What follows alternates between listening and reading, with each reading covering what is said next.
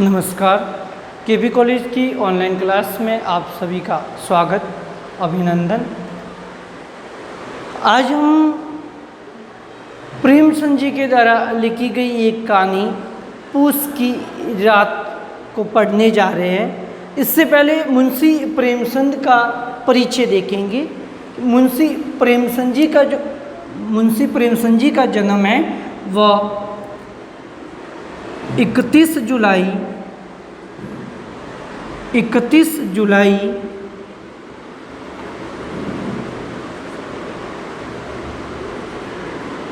1880 ईस्वी में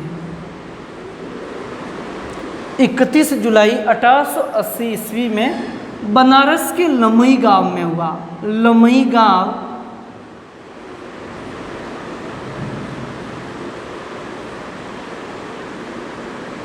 बनारस।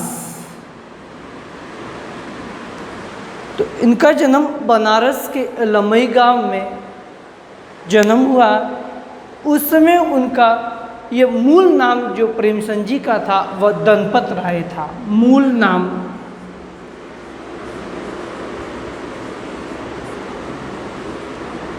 दनपत राय। इनके पिताजी डाक मुंशी थे। पिता का नाम अजायब राय था। पिता अजायब राय, मुंशी अजायब राय।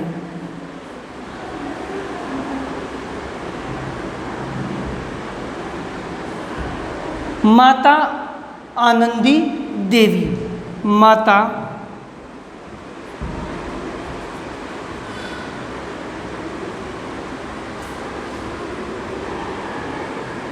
माता आनंदी देवी।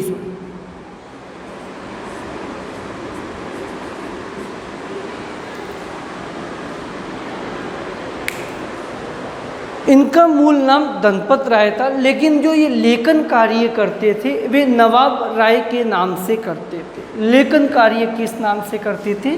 नवाब राय के नाम से।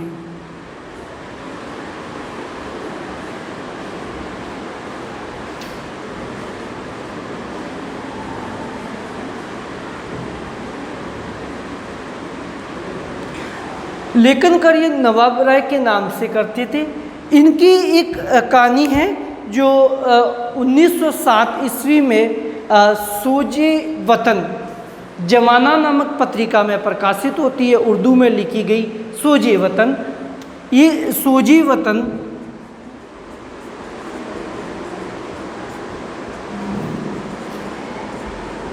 उर्दू कहानी है।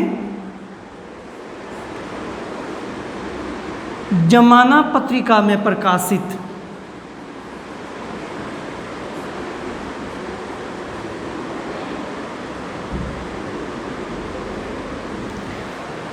इस जमाना पत्रिका में कुछ 5 कहानियाँ प्रकाशित हुई थी। 5 कहानियाँ जमाना पत्रिका में प्रकाशित होती है। ये देश हित से संबंधित होने की वजह से अंग्रेज इस पर क्या कर लेते हैं, रोक लगा देते हैं, इसे जब्त कर लेते हैं। तब से मुंशी प्रेमचंद जी है वह अपना नाम नवाब राय को बदलकर प्रेमचंद के नाम से ये लिखना प्रारंभ करते हैं। और ये प्रेमचंद नाम मुंशी दयानारायण निगम के द्वारा दिया गया। प्रेमचंद जो नाम है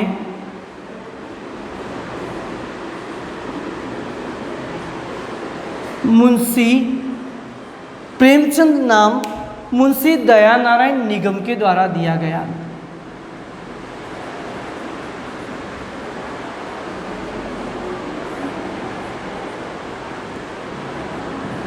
जब सोजे वतन को अंग्रेजों ने जब्त कर लिया तो उसके पश्चात वे नवाब राय नाम से न लिखकर प्रेमचंद के नाम से वे लेखन कार्य करने लगे। इनकी जितनी भी समस्त कहानियाँ हैं वे मानसरोवर के 8 भागों में प्रकाशित होती है। मानसरोवर के 8 भागों में प्रकाशित हुई। मानसरोवर नाम से 8 भागों में प्रकाशित होती है। हिंदी में इनके द्वारा लिखी गई पहली कहानी है वह है बड़े घर की बेटी। बड़ी घर की बेटी।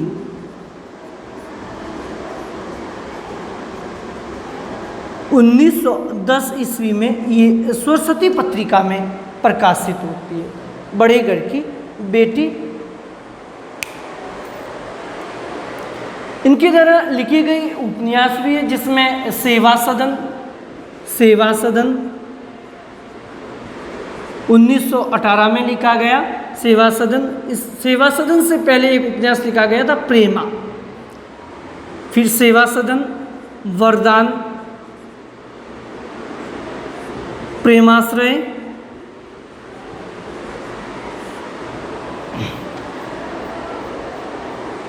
कायाकल्प, निर्मला,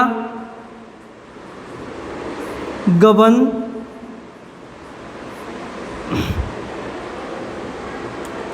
रंगभूमि, कर्मभूमि,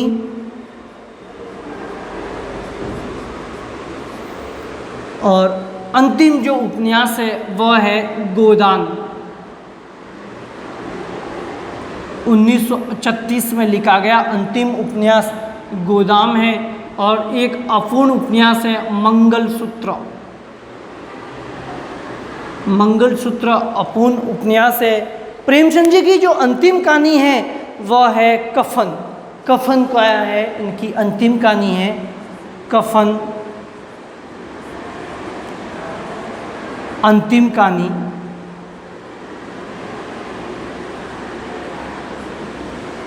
इसमें दो पात्र होते हैं, घिसू और माधव। घिसू और माधव। घिसू घिसा हुआ है इसीलिए क्या है, पिता है, और माधव उसका पुत्र है।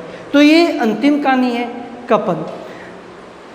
चलते अब कहानी की ओर। पुष की रात। ये पुष की रात यानी पुष महीने की रात्रि का चित्रण है, जो कड़ाके की ठंड पड़ती है। उसमें कहानी का जो नायक है हल्कू नामक एक गरीब किसान है।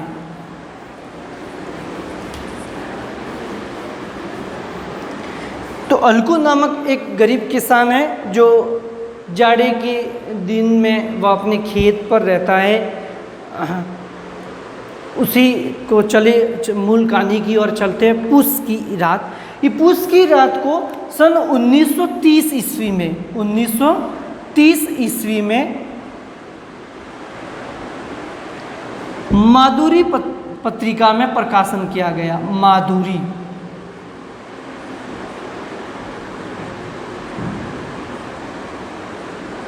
तो ये 1930 ईस्वी में माधुरी पत्रिका में प्रकाशित हुई।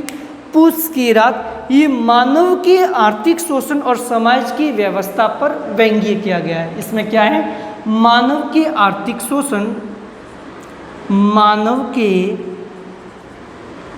आर्थिक शोषण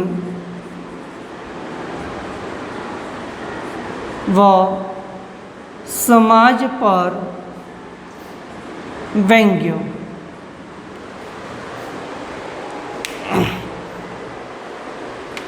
तो 1930 ईस्वी में ये कहानी माधुरी नामक पत्रिका में प्रकाशित हुई थी। इसमें ये मानव का आर्थिक शोषण और समाज पर क्या है, समाज व्यवस्था पर व्यंग्य किया गया है ना।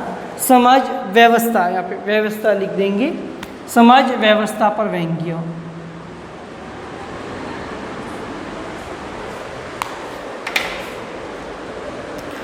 हल्कू ने आकर स्त्री से कहा, सहना आया है।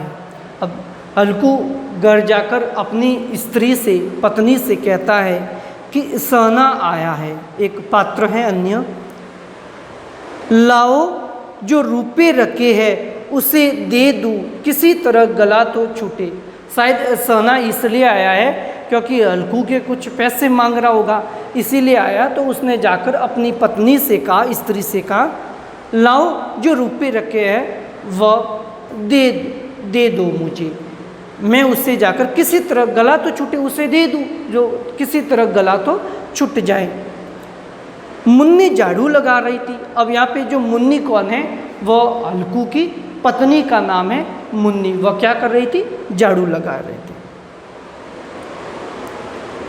पीछे फिरकर बोली, 3 ही तो रुपए है, अब झाड़ू लगाते हुए पीछे फिरकर अलकू की तरफ देखकर बोली, 3 ही तो रुपए है,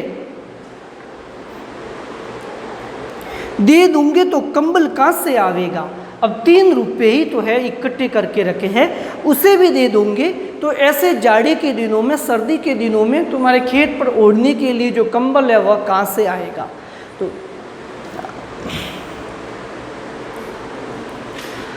माघ पूस की रात हार में कैसे कटेगी। माघ पूस की, अब पूस महीने में माघ पूस की रात हार में कैसे कटेगी।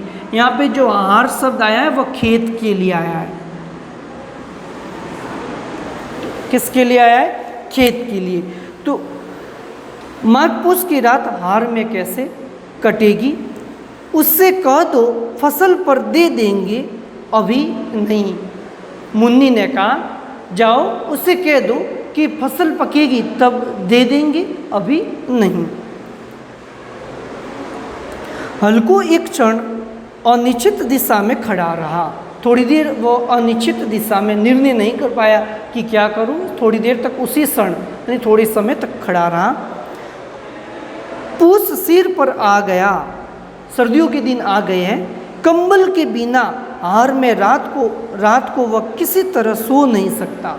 कंबल के बिना वह रात को हार में किसी भी तरह वह सो नहीं सकता। क्यों?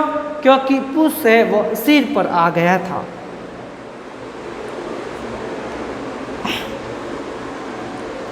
मगर सना मानेगा नहीं, लेकिन सना पैसे लिए बगैर मानने वाला नहीं है। गुड़किया जमावेगा, गालियां देगा, गुड़किया जमाएगा, वह मानने वाला नहीं है। बला से जाड़ों में मरेंगे, बला तो सिर से टल जाएगी। यह सोचता हुआ वह अपनी भारी भरकम डील लिए हुए, भारी भरकम, देखो नाम हल्कू है, इसका नाम क्या है? हल्कू। लेकिन शरीर से कैसा है? भारी है, भरकम है। गुणों के विपरीत नाम है ना, है शरीर से भारी भरकम है, लेकिन नाम क्या है उसका? हल्कू। तो वह अपने भारी भरकम शरीर लिए हुए स्त्री के समीप आ गया। वह मुन्नी के पास आया, पत्नी के समीप आया, नज़दीक आया और खुशामद करके बोला, ला दे गला तो छुट्टे। अब ला दे का गला तो छुट्टे किसी तरह से, किस बात का गला छुट्टे? क्योंकि जो वो सोना पैसे के लिए आया है मांगने के लिए, तो उसे दे गला छूट जाएगा। कंबल के लिए कोई दूसरा उपाय सोचूंगा। हल्कू ने कहा, कंबल के लिए कोई दूसरा उपाय सोचूंगा। मुन्नी उसके पास से दूर हट गई और आंखें ततरती हुई बोली, कर चुके दूसरा उपाय, जरा सुनूं तो कौन उपाय करोगे? जरा सुनो तो सुनाओ, कौन सा उपाय करोगे? कोई खैरात दे देगा कंबल? कोई क्या खैरात देगा कंबल? न जाने कितनी बाकी है जो किसी तरह चुकने में नहीं आती। न जाने कितने पैसे बाकी है, देते रहो, चुकने में आते ही नहीं। मैं कहती हूँ तुम क्यों नहीं खेती छोड़ देते, मर काम करो, उपज हो तो बाकी दे दो, चलो छुट्टी हुई। मर कर, यानी आप, मैं कहती हूँ ये खेती का काम आप छोड़ क्यों नहीं देते? मर कर तो पूरे दिन खेतों में काम करते हैं और उपज हो तो भी कोई बात नहीं, और ऊपर से ये मांगने वाले सभी आते हैं। बाकी चुकाने के लिए ही तो हमारा जन्म हुआ है। अब ये उपज करते, उपज उगती रही है खेतों में, और बाकी जो मांगने वालों के लिए हम पैसे देते हैं, तो इसी के लिए तो अपना जन्म हुआ है, मांगने वालों को चुकता करने के लिए। पेट के लिए मजदूरी करो, ऐसी खेती से बाज आए, मैं रुपए न दूंगी, नहीं दूंगी। अब उसने कहा पेट के लिए मजदूरी करो,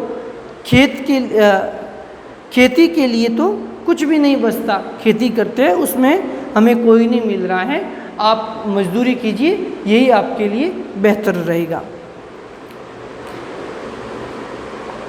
ऐसे खेती से बाज आए, मैं रुपए नहीं दूंगी। उसने न मना कर दिया, मैं रुपए न दूंगी।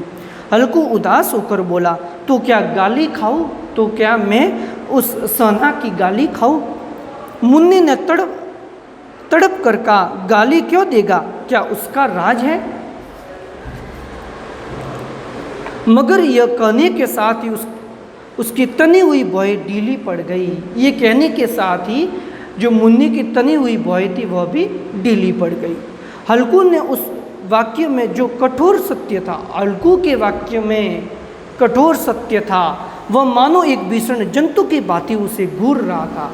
अब मानो ऐसे लग रहा था कि एक भीषण तो वह उसे जंतु की भांति घूर रहा था, देख रहा था। उसने जाकर आले पर से रुपए निकाले और लाकर हल्कू के हाथ पर रख दिए। मुन्नी गई अंदर और आले में रखे हुए पैसे थे वह ले आई और आकर हल्कू के हाथ में थमा दिए।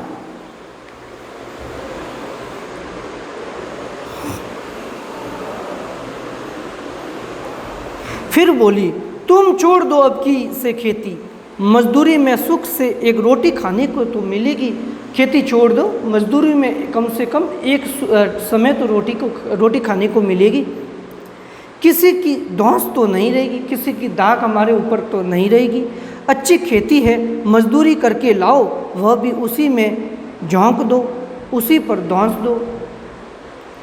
हल्कू ने रुपए लिए और इस तरह बाहर चला मानो अपना आधे निकाल कर देने जा रहा है। हल्कू को जैसे पैसे दिए तो वह इस तरह से चला जैसे मानो अपना आधे निकाल कर देने जा रहा है। उसने मजदूरी से एक एक पैसा काट काट कर 3 रुपये कंबल के लिए जमा किए थे। मजदूरी करके, मजदूरी के अंदर से एक एक पैसे को काट कर उन्होंने कंबल लाने के लिए उसने हल्कू ने पैसे इकट्ठा किए थे। वह आज निकले जा रहे हैं, वह अब जा रहे हैं, किसके पास जा रहे हैं? तो वह सोना के पास जा रहे हैं जो पैसे मांगने आया था और हल्कू ने मजदूरी में से पैसे काट कर इकट्ठा किए थे, वह आज जा रहे हैं। एक एक पग के साथ उसका मस्तक अपनी दीनता के भार से दबा जा रहा है। दीनता, गरीबी, तो वह जैसे चल रहा है तो उसका जैसे मस्तक है वह दीनता के भार से दबा जा रहा है। पूस की अंधेरी रात, अब पूस की अंधेरी रात, घना अंधेरा है। आकाश पर तारे भी ठिठुरते हुए मालूम होते हैं, तारे भी ठिठुर गए ऐसा प्रतीत हो रहा है। हल्कू अपने खेत के किनारे ऊख के पत्तों की एक छतरी के नीचे बांस के खटोले पर अपनी पुरानी गाड़ी की चादर ओढ़े पड़ा काँप रहा है। अब हल्कू है जो खेत में पुरानी चादर ओढ़े हुए बांस से बने हुए खाट पर वह पड़ा हुआ है, पुरानी चादर को ओढ़े हुए काँप रहा है ठंड के मारे। खाट के नीचे उसका संगी कुत्ता जबरा, अब एक संगी कुत्ता, कुत्ते का नाम है जबरा। कौन है? उसका संगी, संगी है मित्र, उसका साथी, किसका? हल्कू का। तो खेत में जहाँ हल्कू सोया है उसके खाट के नीचे ही हल्कू का जो मित्र है, संगी साथी है जबरा, वह सोया हुआ है। संगी कुत्ता जबरा पेट में मुंह डाले सर्दी से कू कू कर रहा है। अब सर्दी पड़ रही है कड़ाके की, तो वह पेट में मुंह डालकर कू कू की आवाज़ कर रहा है। कौन? जबरा कुत्ता। 2 में से एक को भी नींद न आती है। अब ठंड पड़ रही है कड़ाके की, तो दोनों में से एक को भी नींद नहीं आ रही है। वहाँ जबरा भी नीचे बैठकर अपना मुंह है वह पैरों के बीच में डालकर वह कू कू की आवाज़ कर रहा है। दोनों में से किसी एक को भी नींद नहीं आती है। हल्कू ने घुटनियों को गर्दन से चिपकाते हुए कहा। अब ठंड में सिकुड़ कर सोते हैं, घुटने एकदम गर्दन के नज़दीक लाकर, तो वह एकदम घुटनियों को नज़दीक लाकर वह ठंड में सोया था।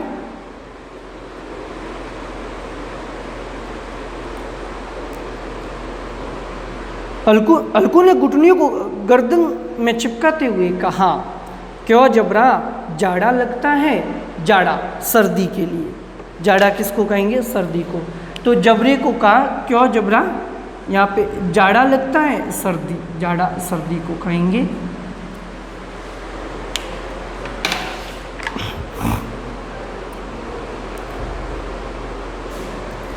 कहता तो था घर में पुआल पर लेट रहा।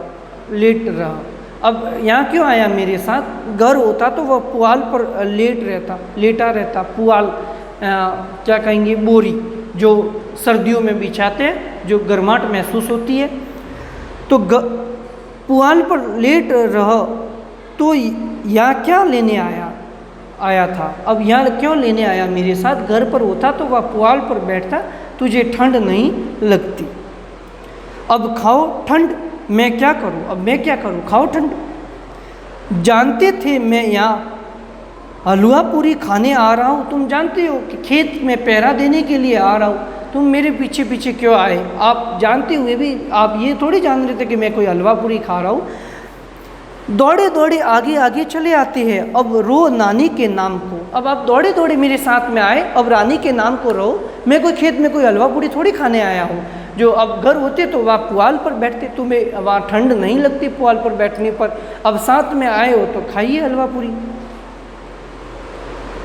जबराने पड़े पड़े दुम मिलाई, पूछ हिलाई, पड़े पड़े वह दुम मिलाता रहा और अपनी कू कू की दीर्घ बनाता हुआ एक बार जमाई लेकर चुप हो गया। उबासी, वह कू कू की आवाज़ करता हुआ, पूछ हिलाता हुआ वह जमाई लेकर चुप रह गया। उसकी स्वान बुद्धि, कुत्ता स्वान, उसकी स्वान बुद्धि ने शायद ताड़ लिया, स्वामी को मेरी कू कू से नींद न आ रही है।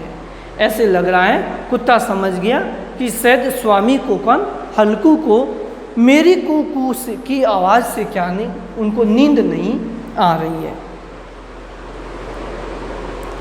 हल्कू ने हाथ निकालकर जबरा की ठंडी पीठ सहलाते हुए कहा, कल से मत आना मेरे साथ, नहीं तो ठंडे हो जाओगे। ठंडे हो जाना यानी मर जाना। तो हल्कू ने जबरे की पीठ पर हाथ फेरते हुए कहा,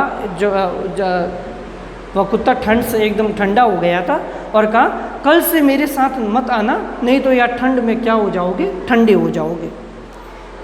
यह राड पूछता न जाने कहाँ से बर्फ लिए आ रही है। यह राड पूछता न जाने कहाँ से बर्फ लिए आ रही है। ये तत्कालीन शब्दावली है, क्षेत्रीय भाषा है।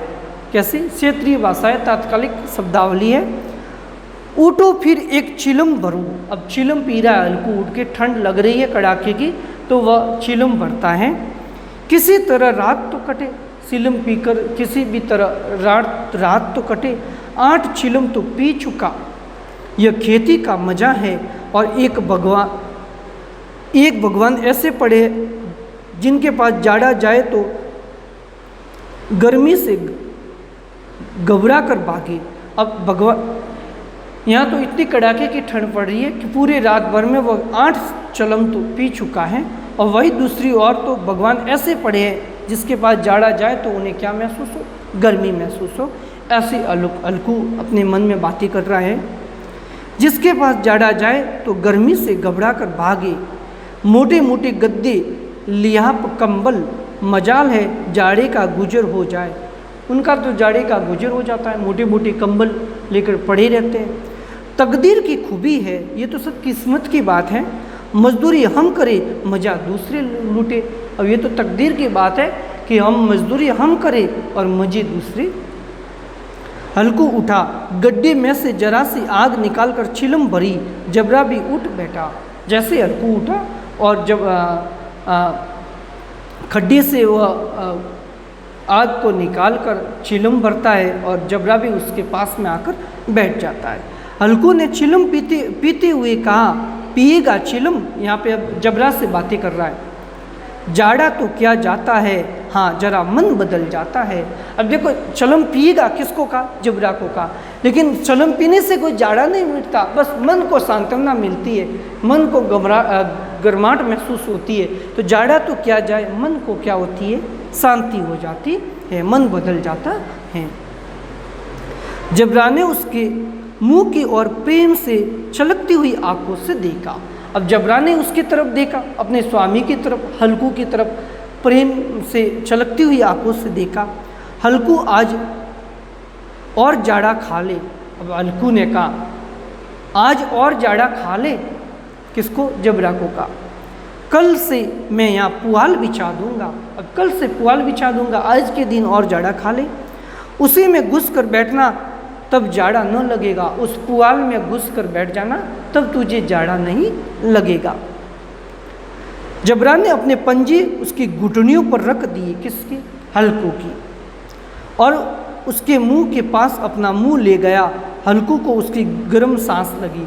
जैसे अपने पैर घुटनियों पर रखे, किसकी? हल्कू की घुटनियों के ऊपर जबरा ने पैर रखे और मुंह नज़दीक ले गया, तो मुंह से निकलती ये श्वास है जो सर्दियों में वह उसे गर्माहट महसूस हुई, उष्मा मुंह से निकली, तो हल्कू को कुत्ते के मुंह से गर्माहट निकलने से उसे सांस निकलने से गर्माहट महसूस हुई।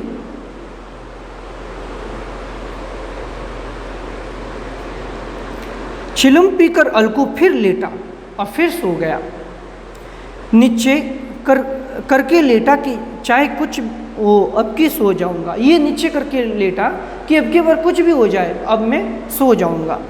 पर एक ही क्षण में उसके हृदय में कंपन होने लगा। कड़ाके की ठंड पड़ रही थी, तो हृदय भी क्या होने लगा? हृदय भी कांपने लगा। कभी इस करवट लेटा, कभी उस करवट पर जाड़ा किसी पिशाच की भांति उसकी छाती को दबाए हुए था। किसी पिशाच की भांति, राक्षस।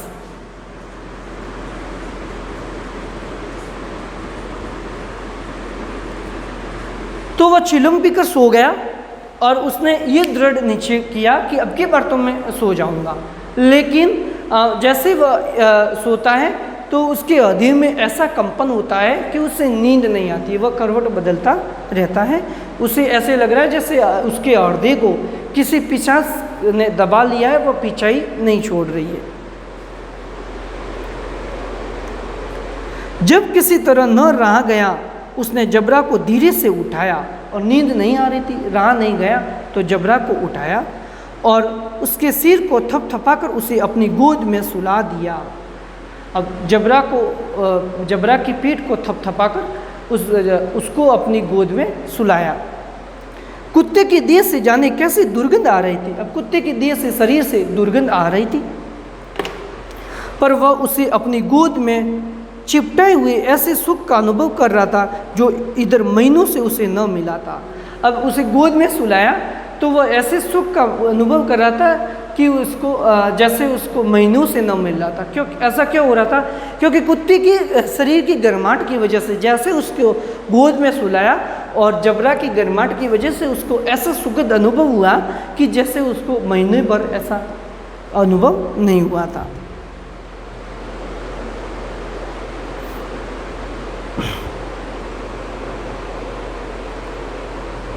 जो इधर महीनों से उसे न मिला था। जबरा शायद समझ रहा था कि स्वर्ग यही है। अब जबरा को भी अच्छा अनुभव हो रहा था, तो जैसा ऐसा लग रहा था कि स्वर्ग यही है। किसकी गोद में सोया था? हल्कू की गोद में। तो सुखद अनुभव हो रहा था जबरा को भी, और ऐसा लग रहा था शायद स्वर्ग ही है। और हल्कू की पवित्र आत्मा में तो उसे कुत्ते के प्रति घृणा की गंध तक न थी। अब हल्कू को कुत्ते की जो शरीर से जो गंध आ रही थी, तो उसको भी घृणा के प्रति गंध तक न लग रही थी, घृणा भी नहीं हो रही थी, उसकी देह से दुर्गंध आ रही थी। फिर भी अपने किसी अभिन्न मित्र या भाई को भी वह इतनी ही तत्परता से गले लगा था। अब जैसे कुत्ते को गोद में सुलाया था, ऐसे जैसे किसी अपने अभिन्न मित्र को या अपने भाई को है गोद में सुलाया हो। वह अपनी दीनता से आहत न था जिसने आज उसे इस दशा को पहुंचा दिया। अब इस दशा तक पहुंचा दिया, दीनता, गरीबी से आहत न था। नहीं, इस अनोखी मैत्री ने जैसे उसकी आत्मा के सब द्वार खोल दिए थे।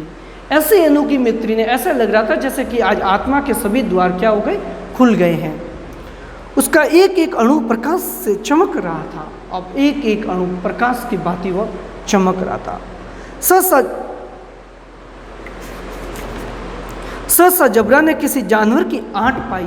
अब जैसे वह खेत में सोया था जबरा के पास, तो उसे ऐसे लगा कि खेत में कोई आया है, उनकी आंट है, पैरों की जो आवाज़ है उसे सुनाई दी, ऐसा महसूस हुआ हल्कू को। इस विशेष आत्मीयता ने उसमें एक नई स्फूर्ति पैदा कर दी। अब ऐसी विशेष आत्मीयता ने नई स्फूर्ति, नया जोश पैदा कर दिया, जो हवा के ठंडे झोंकों को तुच्छ समझती थी। हवा के ठंडे झोंकों को तुच्छ समझती थी। वह झपट कर उठा और छतरी के बाहर आकर झुकने लगा। अब देखने लगा जैसे ही वह वहाँ झोपड़ी से बाहर, छतरी से, छप्पर से बाहर आया और झुकने लगा, हल्कू ने उसे कई बार चुमका कर बुलाया। किसको? जबरा को। जैसे ही वह जबरा बाहर गया तो हल्कू ने उसे कई बार चुमका कर बुलाया, पर वह उसके पास ना आया। जबरा जो उनकी आंट सुनकर, किसी के आने की जो आंट सुनकर उठकर गया, तो हल्कू ने उन्हें वापस बुलाया चुमका कर, लेकिन वह उसके पास न आया। हार में चारों तरफ दौड़ दौड़ कर भुगता रहा। अब हार में, खेत में चारों तरफ दौड़ता रहा और भौंकता रहा। एक क्षण के लिए आ भी जाता तो तुरंत ही फिर दौड़ता। एक क्षण के लिए हल्कू के पास आता तो तुरंत ही वापस दौड़ता। कर्तव्य उसके हृदय में अरमान की भांति उछल रहा था। अब उसके मन में, किसके? कर्तव्य उसके हृदय में, किसके हृदय में? जबरा के हृदय में अरमान की भांति उछल रहा था। शायद खेत में कोई आ गया था जानवर, तो उनकी आंट को छूकर वह छप्पर से बाहर निकल कर भौंकने लगा और जबरा ने उसे हल्कू ने उसे बुलाने के लिए बुलाने का प्रयास किया, लेकिन वह आता भी तो क्षण भर आता और वापस वह दौड़ता और खेत के चारों तरफ दौड़ दौड़ कर भौंकने लगता। नेक्स्ट इसके आगे कल अगली क्लास में पढ़ेंगे। धन्यवाद।